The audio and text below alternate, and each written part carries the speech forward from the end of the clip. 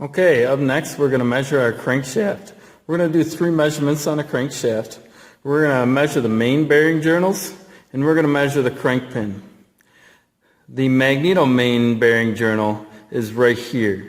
Okay, you can see there's quite a bit of shaft here. I know that this side is the magneto side because this is the tapered portion where the flywheel sits, and these are the external threads where the flywheel nut goes on. And then this would be the key seat where the flywheel key goes. Now, I can't measure any place on here. I need to measure where the bearing actually rides, which once it's installed in our engine is going to be right here, right next to the gear. A lot of times on a used engine, usually you'll be able to see a pattern, a wear pattern of where the bearing was riding, so it'll be a little bit more obvious than on these parts because the engines are so new. Okay, so that's the magneto main bearing right here. We're also going to do the PTO main bearing. Again, that would be right here because this gear was just inside the cover, the crankcase cover on your engine, so the bearing would sit right here. This portion, where you can see some of the rust and corrosion on the PTO end of the crankshaft, is the part that's stuck out of the engine. I'm not as concerned with this. I want to make sure I've got a good fit for my crankshaft main bearings, and so I need to measure where they are going to meet. So that's going to be right here. And then lastly, we're going to measure the crank pin diameter of our crankshaft as well. It's a good idea to look up the specs and write them down ahead of time. You'll know what size micrometer you need to use, as well as you'll be already kind of in tune with what types of readings you should be receiving as you make them.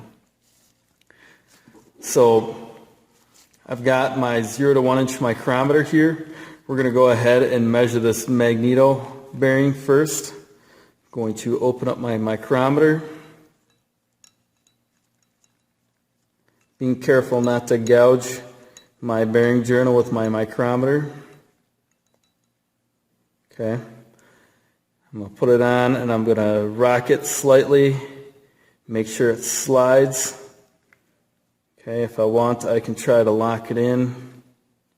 I usually like to just hold it and read it.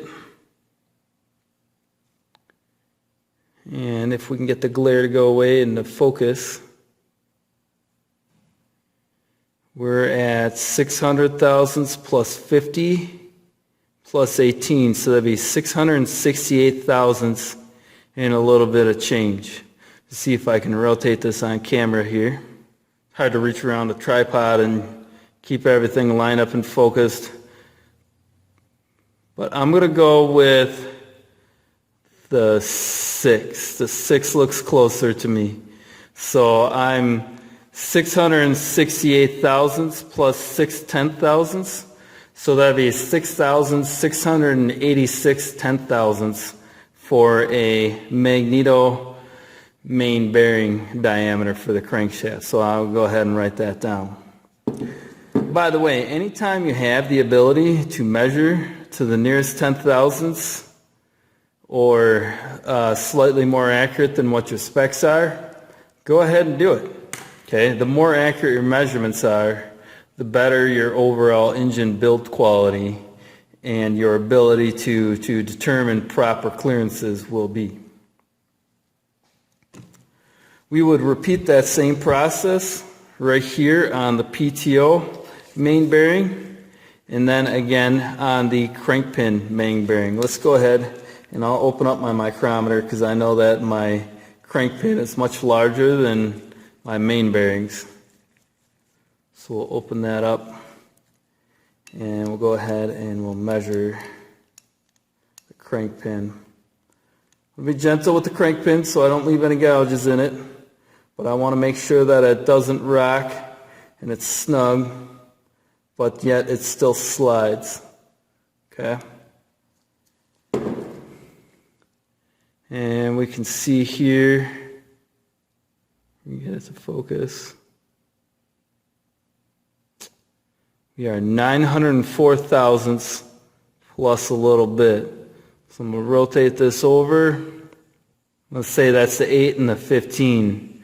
So it'll be 904 thousandths plus 8 10,000ths would be 9,048 10,000ths. Okay? We'll go ahead and write that down in my packet. Make sure you got your specs written down in your packet, compare them, and then come to me for a checkpoint. Any questions? Find me in the lab, and thanks for watching.